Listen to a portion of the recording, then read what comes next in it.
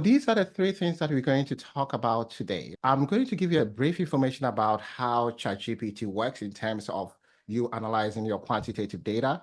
And I'm going to also talk about data protection and also privacy issues. And lastly, I'm going to spend a lot of time focusing on how to analyze your quantitative data doing statistical analysis. You may ask, so why should we use ChatGPT for quantitative analysis? Maybe 2 years ago, as you are aware, when you are using ChatGPT and you ask them questions like, what is the average? Or what is 2 times 2 plus 1? The system might give you wrong information, right? But because there has been more improvement about the model or the AI models, now it's very easy for you to ask the system questions about math, and it will be able to provide you the right answer. So what is the process? So this is what happened. ChatGPT or an AI tool as an entity, you interact with the system. Let's say, can you help me to determine the relationship between these two variables? And then ChatGPT alone cannot solve this problem. So it communicates with a programming tool called Python, right? And then Python answers the question for you, and ChatGPT relay the answer to us in a way that we will understand. So it relay in the form of summarizing the findings that Python or the system have provided. It can also give you visual representation. It can also help you to interpret your findings or the results. So that's basically how the system works. In terms of data protection, one thing that you have to know is that we are uploading our data into their system. Sometimes we don't know what they use the information for. They might use it to train their model. They might use it to do some things that we may not allow, we don't like them to use. So in our way, what can we do to initially protect participants?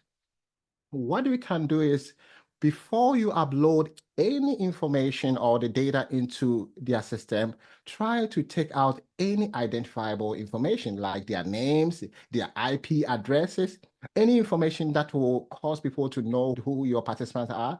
Try to take all the information from the data before you upload that into the system. You can also give them some fake names or pseudonyms like maybe Mike, John, any kind of name that will help you to just take away any identifiable information from the system. In terms of demographic information, if you think that some of this demographic information that they provided to you are sensitive, one example is maybe they provided you their real age, right? What you can also do is that you can try to transform the data into maybe grouping data. So they gave you their age, you can put them in their age group in a way to protect participants. So at the end of the day, participants have spent a lot of time providing you rich information. It's your responsibility to protect their information so that, their information will not be out there. The companies might use it in a way that you may not like. So that's the first step that you have to do. Another step is to be responsible.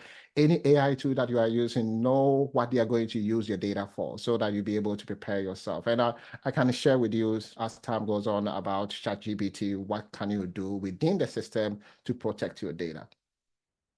So as you know, we're going to use two main tools, right?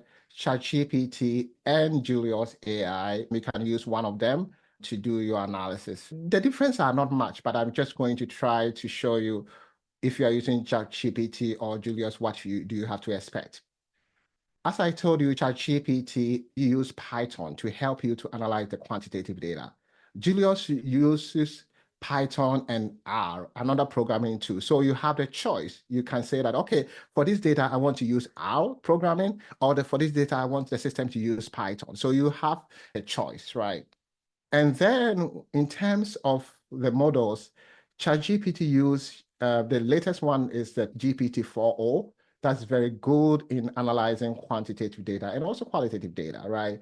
Julius, the good thing about Julius is that you have more options. So you can say that, okay, for this data, I want to use ChatGPT or GPT-4o. I want to use Gemini. I want to use Claude 3 to use to analyze your data. So you have more choice when it comes to using Julius. And for ChatGPT, you can also create your own custom GPT. Because of time, I don't want to go too much, but it's like you are creating an AI tool on top of ChatGPT to do a specific task for you. I've also created custom GPT that I'll be able to share that information with you very soon. And then for Julius, they also have workflow. The workflow is where you can tell the system to create steps for you in terms of analyzing your data, especially if you are doing a repetitive task.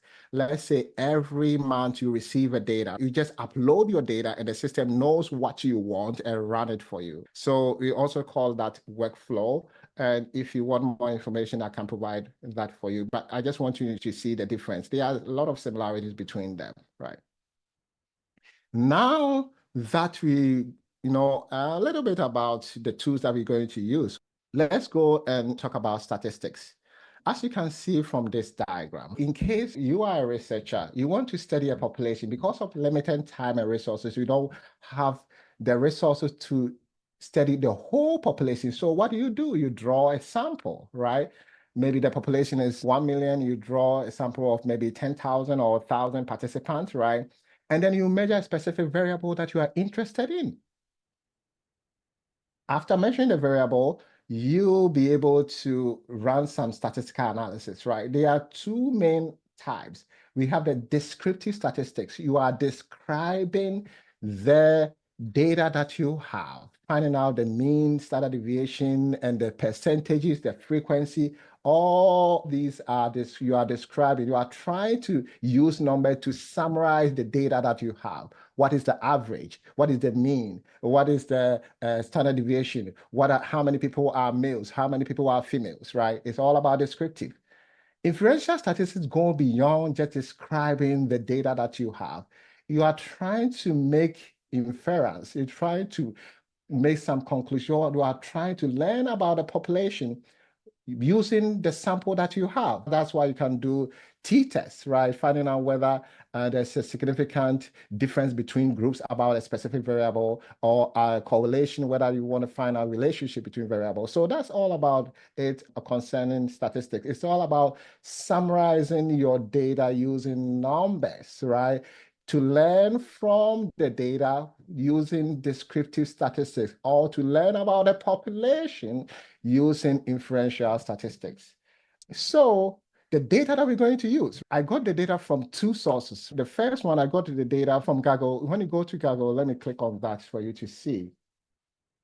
When you go there, right, if you have the PowerPoint, you can see that there's a lot of places that you can get data related to education. You can get data related to any topic that you are interested in, right? You can download and then run the analysis. This one is very useful if you want to. So that's why I went there to download a data that we're going to use. You can also generate your own data using ChatGPT. You can tell ChatGPT, can you generate a synthetic data for me with these variable with maybe 20 participants or 100 participants, and the system will be able to generate that for you. Let me quickly show you the data that we're going to use. This one,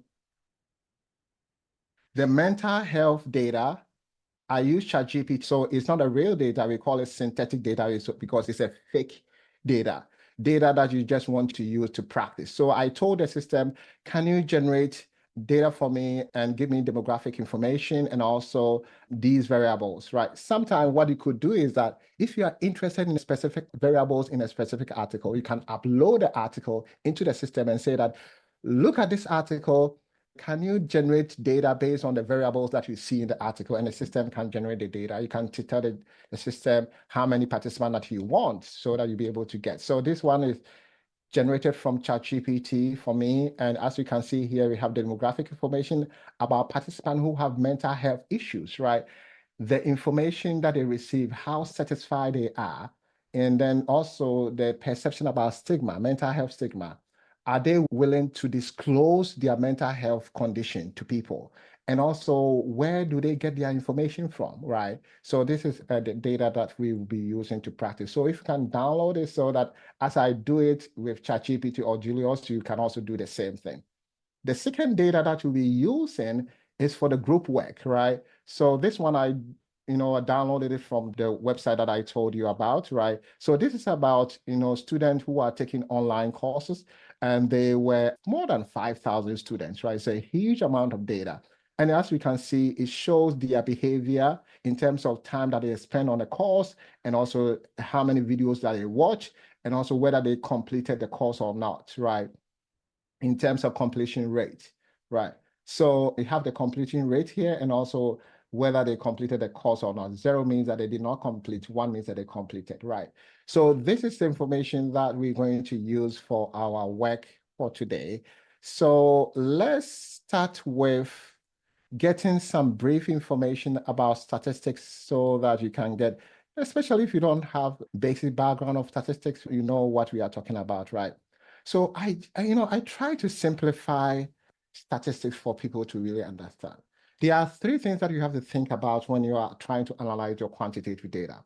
Think about cases, variables, and also values. Sometimes I put in a very simple way, right? Variable is anything that varies. Gender, it varies, right?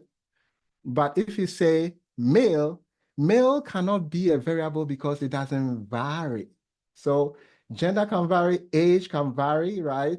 So anything that varies and that can be quantified can be called a variable. Sometimes you cannot quantify it, but you can, if you can count them and group them, it's a variable. So when you're doing statistics, or when you're looking at your data, these are the 3 things that you have to look at. What are the cases? So the cases are the individual participant or individual groups that you are looking at, or individual, maybe you are looking at organizations. So cases that are organization or participants, right? Variable, and the values are the things that are assigned to each case, but related to the variable. So when you look at this, let me go to the PowerPoint. So you can see here that cases are individual unit of analysis of a data, right? So you can see that P1, P2, P3, they are all cases, they are individual participants, right? And then variables are characteristics of or concept measured for each case, right? And then under variables, we have 2 main types. We have many types, but I just want to limit ourselves to 2 main types. We have the continuous variables and then categorical variables. You have to know these 2 types because that will help you to interact with the system. If you know that this one is a continuous variable, you can say that, okay, can you create a histogram for me? Or if it's categorical variable, the system cannot create histogram. It might be wrong, right? But you can create maybe bar chart or pie chart because you are trying to see the categories that the variable has. So, and then values are information that are assigned to the cases that are related to a specific variable, right? So as you can see here, the age is a variable assigned to a participant whose age is 21. So the value is 21. The age is the variable, and then the participant is the case, right? So these are the things that you have to know in order to be able to use the software well, right? So as you know, let's start with the descriptive statistics, right? So as I said, describing, you are just describing cases, variable, and values, and sometimes relationship between them. So when you look at age, right, it's a continuous variable. So when you're asking ChatGPT, you're not saying that, okay, can you summarize the age for me? You can say that, can you give me the mean? And the system will be able to provide you that information. So we're going to go to ChatGPT and try some of these prompts, right? And just follow the steps and also do the same thing I'm doing if you want to. It's not required, but it's going to be nice to see whether we're going to get the same thing. So let's go to ChatGPT. So as you can see here, this is ChatGPT. Always make sure that you have indicated GPT-4o, right? One thing that you have to think about is that if you want the system to give you rich information, provide a lot of context, right? So you are not just uploading the data, tell the system what the numbers means. So let me give you an example. Imagine that somebody sent you this data and tell you that, can you run the analysis for me? And the person didn't give you information about what does 2 means, what does 1 mean? Does it mean that 5 means that the person is more satisfied? You know, so if you don't provide ChatGPT more information about the numbers, the system will guess, and then you may get wrong information. So make sure that when you upload the data, try to provide a little bit of context. What are these numbers mean? Let's see, willingness to disclose. What does it mean by 5? Does it mean that the person is more willing to disclose? If the person have 1, does it mean that the person is less willing? Provide the system more information. So when you go to a Word document called synthetic mental health data, it has an overview of the data. This is the kind of information that you have to give to the system. The system will not. Information satisfaction. 1 means that being very dissatisfied. 5 means that being very satisfied. So that when the system is interpreting, the system knows what you are talking about. So providing the system some information about the variables is so important to get rich information. Now, what you can do is that you can copy this. Let's copy this one, right? So now you have the information about the data. We go to ChatGPT. First, we have to upload the data. So you click on this one, right? And then you go to your computer and then you find the document or the data. So we want the mental health data. So we upload it into the system. Then you paste the information for the system to understand what all these variables are about, right? And then you click on enter. We can go ahead and do the analysis. So what we want to do is go back to the PowerPoint. And then this is a prompt that you could use, right? Now we want the system to compute the age for us, right? So we just copy this. And also the prompt should be so clear and direct, right?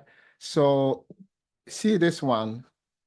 Can you compute the mean of the age to make sure that the system is doing the right thing for you? The label for the variable should be the same label that you refer to so that the system will know what you are talking about, right? So you see how I put the age in a quotation, right? So the system to know that, okay, look at the variable age and then give me that information. And I ask the system to create histogram showing the age distribution. I know what kind of question or the prompt that I want to use in terms of asking the system or the visualization, right? So let's see what we're going to get. So now the system is analyzing, looking at the data that I provided, and then it will provide you, it will take some time to, depending on how many people are using the system, right? So now you see how the system has done, right? I use the same prompt and I got this one. This time I'm getting something a little bit different, right? So you may not get the same thing, but it's quite similar, right? So you have the mean line here. The good thing is it's also giving an explanation, right? The mean of the participant is approximately 40.62 years, right? And then provided you some information about the histogram. If you don't understand, you can say that, can you provide more information about this diagram? And the system will be able to provide you that information. You can also download it. If you want to, you can just right click and then save the information on your computer. Let's say you want to share this information with your colleague, right? You can go to share chat and then you see here, you can copy the link and give it to a colleague for them to review and see the kind of question you ask the system and what you got, right? So let's try the second one. So now let's do the categorical variable, right? So we have done the continuous variable. So one example is the gender. As you can see here, I asked, let me go to, so this is a prompt that I use for the categorical variable. We want more information about the gender. So this is a prompt that you could use. Let me copy this one and let's see what we're going to get. Let's see whether we're going to get the same thing here. Let me go to ChatGPT. I paste this information here. So can you show me the values for gender distribution? In addition, create a bar chart to show the distribution. You see, because I know that gender is a categorical variable, I can easily tell the system create a bar chart because bar chart is always good for categorical variable. So let's see what we're going to get. So as you can see here, the system has provided you a visual representation and also provided you how many males, how many females, and also other. You can export it or copy or share this information if you want to, right? The system can also suggest things for you. If you are interested in that information, you can just click on it and the system will be able to do that. One example is, what is the distribution of diagnosis, right? So when you look at the data here, so they provided information about their diagnosis, right? Some have depression, some have anxiety disorder, schizophrenia. So if you want to know the distribution, you can just click on this one, what it has suggested to you, and you'll be able to get that information, right? So you see how empowering this one is. And I also want to use myself an example. I'm more of a qualitative person. I do a lot about qualitative studies, not quantitative. But this one has really empowered me because if I have my quantitative data, I don't have to give it to somebody to analyze it for me. I can chat with ChatGPT. If I don't understand any diagram that it has provided, I can ask the system to provide me more information so that I'll be able to do that. And you can even ask the system to generate a PowerPoint slide for you, right? It's so easy and empowering if you know how to use this system. So you see how it has provided me the bar chart and also information about a number of participants who have a specific mental health issues, right? Let's go to Julius AI, those who are using Julius. Now, when you go to Julius and sign up, this is what you see. It's the same thing, but let me show you the difference that I was talking about. When you click here, default, you see the options there. You run the analysis using ChatGPT, right, or GPT-4o. You can use Claude AI to do that. There are more there, Gemini from Google. I'm not familiar with this one, but you can try. So there are a lot of options. But you know what I do? I don't choose from these. I allow the system to choose the right model for me, right? Based on the question that I ask, right? So I just leave it here and I don't choose anything. I just attach my document and ask the system questions. So let's attach our document. So you click on this icon, upload file, and then we're going to upload the mental health one. And the same thing, the system can guess about the numbers if you don't provide context. You don't want a system to guess what 1 and 5 are, right? So it's very important for you to provide that information. So let's go back to the document about the data. I copy this one and then paste it there, right? And in your case, if you are doing a study, you can give the system, okay, my study is about this and this and that. This is the purpose of my study. These are the research questions that I have. Can you help me analyze the data? Providing context is the key to get rich information from the system. So now I've provided some context. The system now knows what all these numbers are. And then you start asking it some questions, right? So let's go to the PowerPoint and try some of them.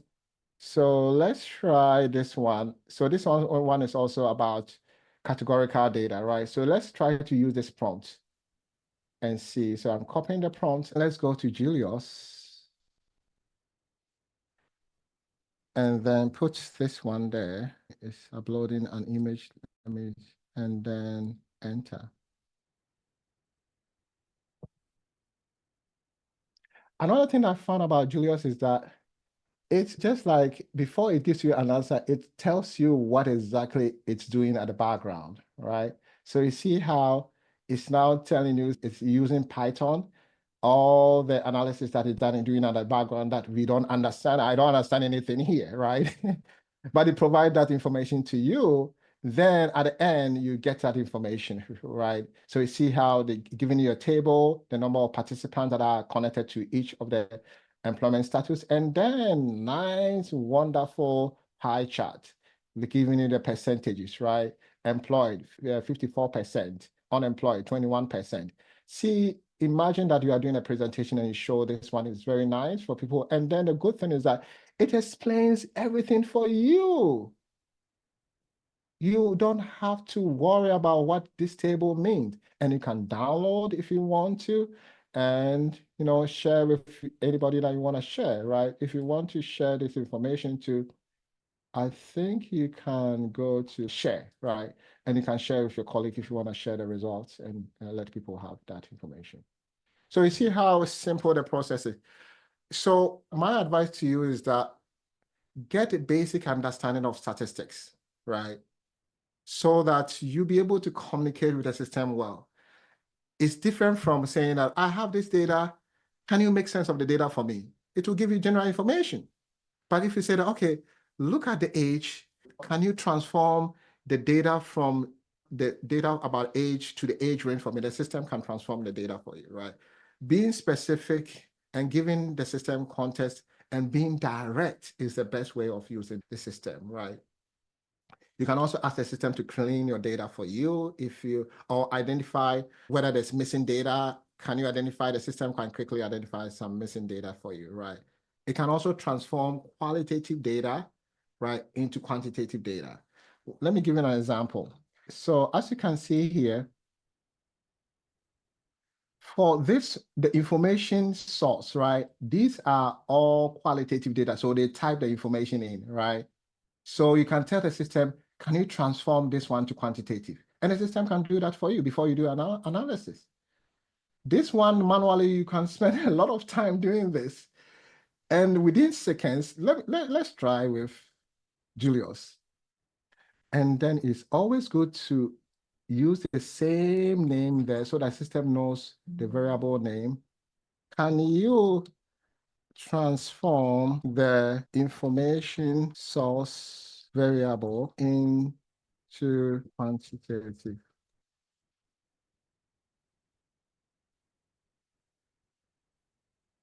values for me? And the system can do that. You can easily transform your data. You can even say that, oh, I have age, can you transform it to categorical data? And you see how the system has done it for you, right? Grouping them into 4 groups. You know, you can also ask the system to develop tables, right? Especially if you are trying to explore 2 categorical variables. One example is that if you want to find out, okay, gender, what is the relationship between gender? Can the system create a table showing the relationship between gender and employment status? You can use this prompt. So I think this one will be very easy for you to do. Let's quickly go to and then the bonus one is I've developed a chat bot from ChatGPT that you can use personally without going through a lot of processes that I'm showing you. If you have a data and you want the system to do descriptive statistics for you, you can use this link for you to do the analysis, right? And then let's go to inferential statistics. It's the same kind of thing. Let's say you are finding out the relationship between variables, right? Normally, if you are finding out relationship between continuous variables, you can use correlation. If you are not sure about the test that you have to use, you ask the system can suggest a test for you. But it's always good to get some background information, right? So as you can see here, let's use this prompt for you to see. So what I'm trying to find out is that I want to find out the relationship between information satisfaction and also willingness to disclose. Is there any relationship between these variables, right? So the prompt is, can you run correlation to determine whether there is a relationship between information satisfaction and willingness to disclose? You always have to mention the variable and then so that the system will know what exactly you are looking for. And I said, present that information in APA format, right? So let's go to ChatGPT and let's do this quickly. So I pasted that information here, the prompt, and let's see what we're going to get.